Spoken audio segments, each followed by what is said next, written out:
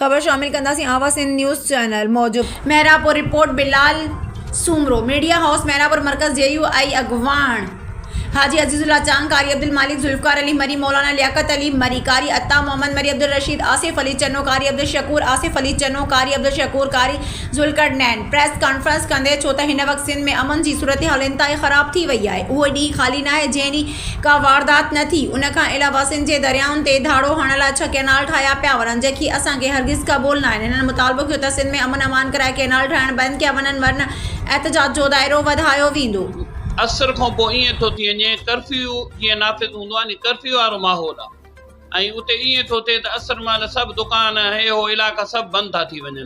हुकूमत जो इहो कमु आहे या ज़िमेदारी आहे त इन्हनि खे आवाम खे अमन ॾिनो वञे।